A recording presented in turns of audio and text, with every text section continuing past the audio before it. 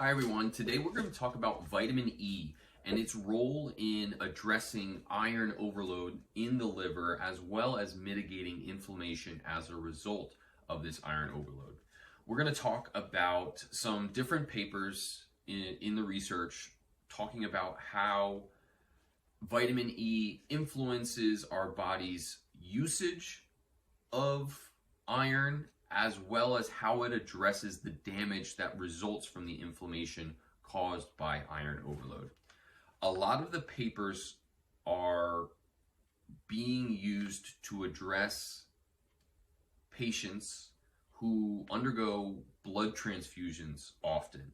Now, this includes people who are anemic, people who have beta thalassemia, as well as those with hereditary hemochromatosis. And what all of them seem to agree on is the fact that vitamin E, which is a naturally occurring antioxidant, has a really powerful ability to stop the inflammation that is causing as a result of these blood transfusions. And an interesting thing to keep in mind is how ready and willing we are, specifically in the research itself, to acknowledge how inflammatory these blood transfusions are without questioning why. And so, and we'll talk, and you'll see about it later, but a group that is experiencing inflammatory conditions in the gut, like IBS, they are being given blood transfusions to address the seemingly correlated anemia, their status, anemia status. And what they're finding is that these inflamed people, IBS, inflammatory bowel syndrome, who are receiving blood transfusions to address this anemic state, their inflammation is getting worse. No one seems to question the connection there. But what they do is they try to cover that inflammation, the resulting inflammation, by adding vitamin E. And so what I want to propose here is, well, can we look at the connection between vitamin E and the iron dysregulation as opposed to, okay, we have a condition, we need to treat it with something that adds iron. Let's also address the symptom that's added on to that by adding more iron. So vitamin E is a very important fat soluble vitamin that has a critical role in keeping the liver healthy and managing our iron recycling system. So let's go ahead and check the papers now. First paper is Vitamin E is protective against iron toxicity and iron-induced liver vitamin E depletion in mice. So this is a 1993 paper looking at the effect of supplementing vitamin E before as well as after a big dose of iron. From the abstract, you can see that these mice were consuming high iron diets versus just a normal iron diet, relating to the total volume of iron, 3,000, 5,000, 8,000 milligrams of iron versus just a simple 120 milligrams of iron. For our purposes and kind of the transposing what's being done in mice to humans, let's just focus on the effects of too much iron versus less iron and the resulting impacts that vitamin E has on this. So what they say here is that the concentration of vitamin E in the liver was negatively correlated with dietary iron concentration. So the more E, the less iron. The more iron, the less E. Weekly administration of vitamin E prevented iron-induced liver damage without altering liver iron stores. And then pre-treatment of these male mice with a single dose of vitamin E prior to a lethal dose of iron. So the lethal dose is, you inject a lot of iron, it causes so much inflammation that the mice pass away. They measured to see what the effect of vitamin E was before and then slightly after the injection of this fatal iron. Just some quick points from the introduction. So they talk about how chronic iron overload is related to possibly genetic defects such as hereditary hemochromatosis, to metabolic alterations, impacted blood cell generation, chronic liver disease, blood transfusions, as well as excess iron dietary intake. There are such things as acute iron poisoning from kitchen goods or contaminated water and things like that. It talks about the inflammatory nature of iron by talking about how it can cause lipid peroxidation via the hydroxyl free radical, which we talk about all the time here on the channel. This can be responsible for liver injury, cirrhosis, in both hereditary as well as secondary hemochromatosis. It goes on to say that vitamin E is an important antioxidant. It scavenges free radicals and has received attention as a potential therapeutic agent to prevent clinical disease states thought to be associated with excess free radical production. They even go on to say that there have been earlier studies talking about how vitamin E deficiency can make someone more susceptible to iron toxicity. So we'll briefly cover the results. So mouse growth and liver weight. So the idea is that the more iron a mouse is fed, the heavier their liver will be because it is retaining all of this iron. And they found that to be the case here. Relative liver weights were higher in mice-fed diets containing 5,000 and 8,000 milligrams of iron per kilogram. That is a lot. And then, so for iron and vitamin E concentrations in the liver, the concentration of iron in the liver was higher in those with higher iron intake, which makes sense, than in the mice fed the control diet, which was significantly less iron. Now, the amount of iron in the liver increased in a dose-dependent manner. However, as the concentration of iron in the diet and liver increased, the vitamin E concentration in the liver declined, right? So the more iron there is, the less vitamin E that there is naturally occurring in the liver. Now, notice that for the mice treated with both vitamin E and iron, vitamin E did not prevent the liver from retaining iron. So you can see here at the bottom, vitamin E treatment had no effect on the concentration of iron in the liver of the mice fed either the controlled diet or the excess dietary iron. Now, they were measuring some blood markers for liver damage while they were doing this. And what they noticed was those consuming extra dietary iron with no vitamin E had higher serum alanine aminotransferase, or ALT, activity, which is an enzyme that shows up in the blood in states of iron or liver distress. So the vitamin E treatment here prevented iron-induced liver damage and restored normal enzyme activity, indicating that the vitamin E was able to prevent this damage to the liver. And then lastly, this vitamin E as an antidote for acute iron toxicity. They took the vitamin E and gave it to mice who were going to be given a toxic, fatal load of iron, which without vitamin E present would kill the mice. And they wanted to see if vitamin E was able to save their lives. So for the control group with no vitamin E, when they gave this dose of iron to the mice, 90% of them died within 6 hours of the injection. Now, they did a 24 hours before receiving this big dose of vitamin E to see if when they gave that iron, it helped them, as well as several minute increments after being given the fatal iron dose. And we'll talk a little bit more about that in the discussion when we look at the graph for it.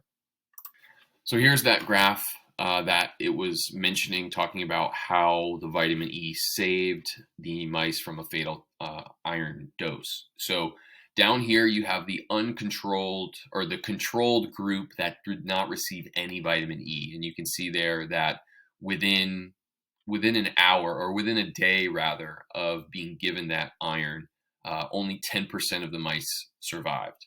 Now, what you see here is these different shapes here. These all correlate to the different times that they received the vitamin E injection. So up here you see straight across, that's 100%. Every mouse that received vitamin E 24 hours before this iron injection survived. Right below it, at 90%, this is 5 minutes after being given iron. Just below that, at 80%, this is mice that were given vitamin E 30 minutes after that iron injection. And then the last one here, where 70% of the mice survived, they were given vitamin E 60 minutes after that fatal iron dose. So in the discussion, they kind of go over the results and show that the intake of excess dietary iron leads to iron accumulation within the liver, an increased liver weight, and a corresponding decrease in the concentration of vitamin E in the liver. The accumulation of iron here, an oxidant in the liver, was associated with the depletion of vitamin E. So more iron, less E from the liver. And then the major role of vitamin E was its ability to protect cell membranes from the lipid peroxidation. The consumption of dietary iron, therefore, was shown to have a negative impact on the natural vitamin E status. On to mention that an increased iron intake led to liver damage as well as vitamin E depletion, but it also talks about vitamin E was able to prevent the damage caused by this excess iron, and that these protective mechanisms of vitamin E didn't actually prevent the liver's retention of the iron.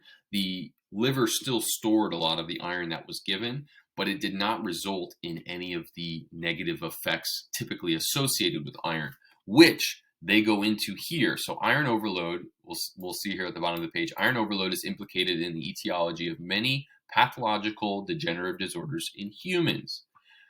Recent studies, and this was back in the early 90s, were talking about the tie between high stored levels of iron and coronary heart disease, as well as iron-stimulated lipid peroxidation being associated with liver damage.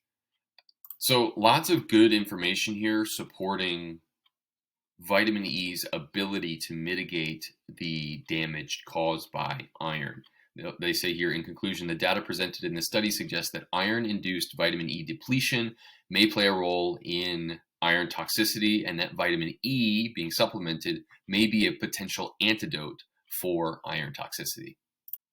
Now, those same effects being seen in mice in the 1993 paper were mirrored in humans in this 2000 paper, talking about how vitamin E attenuates oxidative stress induced by receiving iron via IV in patients receiving blood transfusions. They talk a little bit about the mechanisms of how receiving these huge doses of iron in your blood transfusions can lead to an oversaturation of the molecule responsible for binding and moving the iron throughout the blood, which is called transferrin.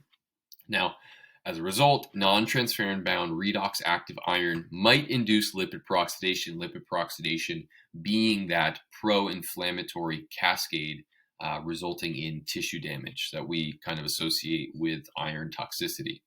Now, some of the things that they're measuring here that are worth noting before I talk a little bit more about the paper are they're looking at something called plasma malodialdehyde, which is a marker for oxidative stress, essentially. So the higher the MDA, the higher the oxidative stress.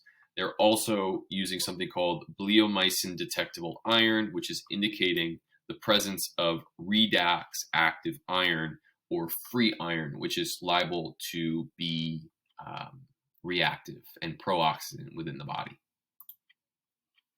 And they show here, upon iron transfusion, they hook these people up to be dosed with iron. both the free iron as well as the markers of oxidative stress both increase significantly.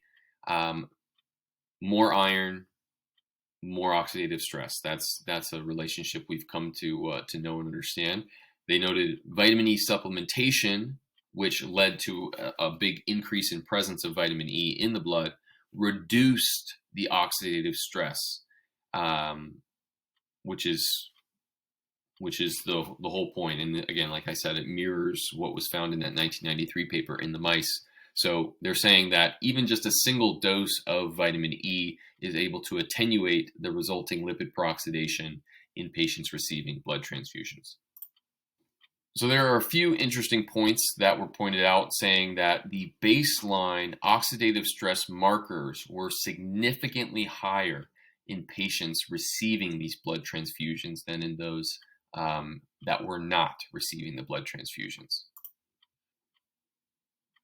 And here you have shown that the IV introduction of iron led to increased oxidative stress markers. Now, it also says that in the absence of vitamin E supplementation, the free iron present correlated with the increase in oxidative stress.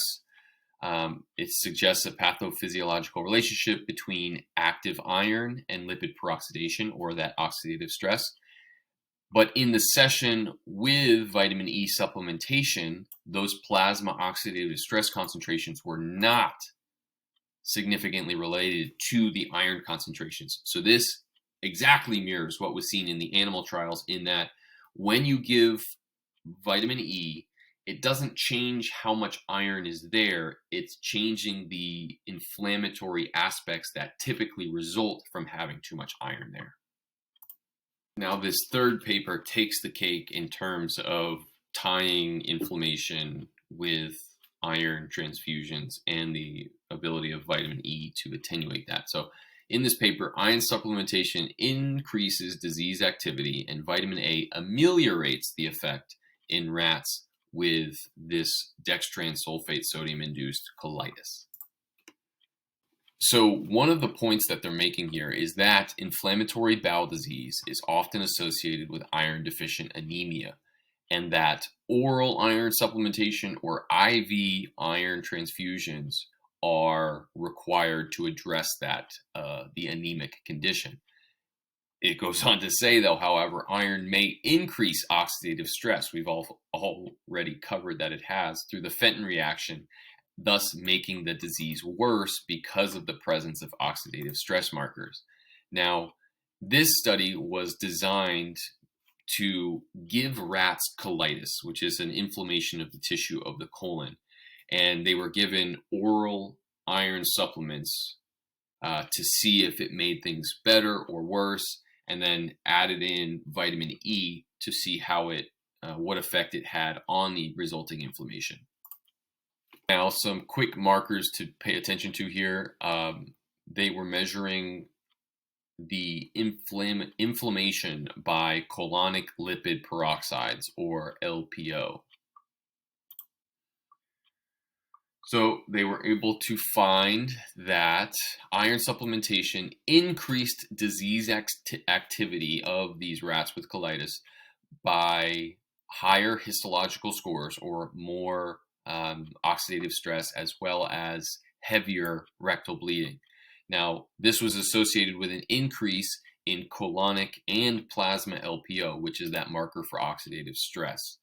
And vitamin E supplementation decreased colonic inflammation and rectal bleeding. However, it did not affect oxidative stress, suggesting another mechanism that vitamin A is able to reduce inflammation. So the whole introduction is just absolutely mind-blowing to me, because it's talking about how IBD, or inflammatory bowel disease, can lead to iron-deficient anemia, how that requires iron supplementation, but all at the same time, it goes on to talk about how detrimental iron is to inflammatory conditions. Point out that if the oxidative stress resulting from this iron supplementation is sustained, it weakens the antioxidant defense system. patients with inflammatory bowel disease and colitis are typically deficient in these antioxidant vitamins, which are vitamin E, vitamin C, vitamin A, and vitamin D. These are very important in immune defenses. Now, this imbalance can be further impaired by iron therapy. Someone please tell me how we are having this condition, this incredibly inflammatory condition like inflammatory bowel disease, whose resulting symptom, which is anemia, treating that one symptom of this disease is the exact thing that makes the original condition worse. Talk about just an absolute patchwork of symptoms. It's clear that iron is bad for inflammatory bowel disease. It makes everything about it worse. And so we are treating a symptom of the initial issue with something that makes the initial issue worse. And so we just double down on addressing symptoms. So it's like we use iron to address anemia, which is resulting from this IBD, or inflammatory bowel disease.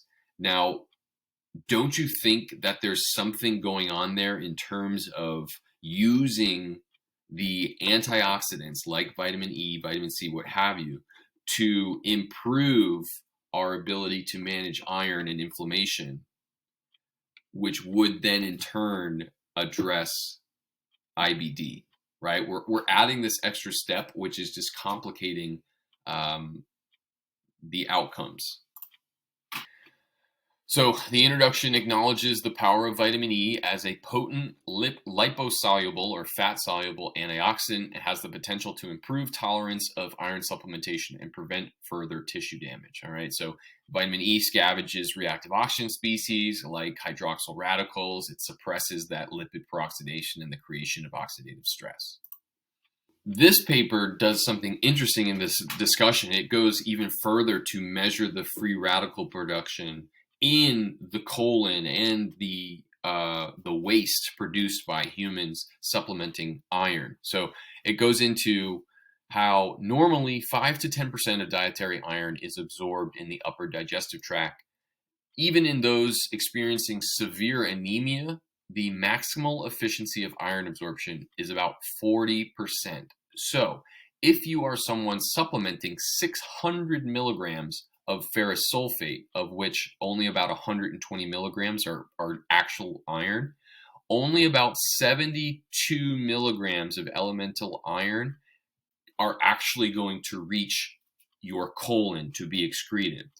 Now, this amount, the amount that is reaching your colon, even after everything's been absorbed, is sufficient to drive the Fenton reaction maximally and produce excess hydroxyl radicals in feces. So this is saying that supplementing iron is enough to create this incredibly reactive, oxidatively stressful situation in your colon.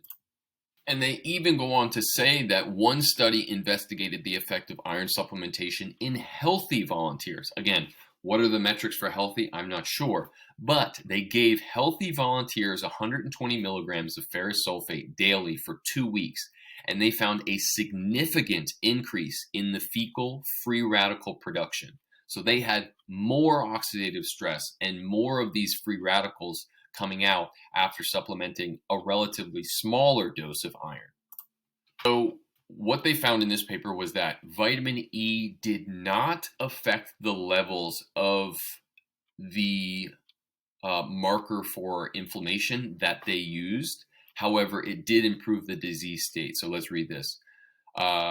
In conclusion, oral iron supplementation significantly enhanced disease activity in the rats with colitis. This was associated with an increase in oxidative stress. Vitamin E, the antioxidant, did not reduce lipid peroxidation, but significantly reduced intestinal inflammation and disease activity, even with supplementing iron at the same time. So this suggests that adding vitamin E to oral iron therapy may improve GI tolerance in patients with IBD. So after looking at those papers and reading what they had to say, you've got a couple different things to think about. The first is that vitamin E rather, is a good way to mitigate inflammation. It had positive effects on the liver, damage in the liver. It had positive effects on oxidative stress markers, and it counteracted a lot of the inflammation that was being caused by the added iron. One of the most important things I think you can take away from this is how well documented the inflammatory effects of added iron are.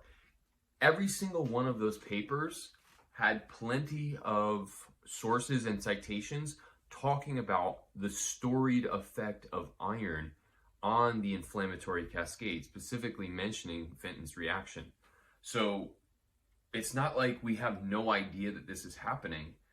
The thing that blows my mind, and I talked about it on that last paper, is like, we are knowingly addressing the symptoms of these inflammatory conditions with conditions that make the inflammation worse. So in that last paper's case of inflammatory bowel disease leading to anemia, the treatment for anemia leading to more inflammation, how is supplementing iron the answer? Right? It's such linear thinking to say, oh, they're anemic, more iron. Oh no, more iron, more inflammation. Treat that inflammation with vitamin E. It's like the symptoms list goes on and on. When we've noted the anti-inflammatory effects of vitamin E, of vitamin C, of glutathione. Why are those anti-inflammatories not being applied to the original inflammatory condition like IBD, IBS, Crohn's? You know? So, food for thought. Let me know what you think in the comments.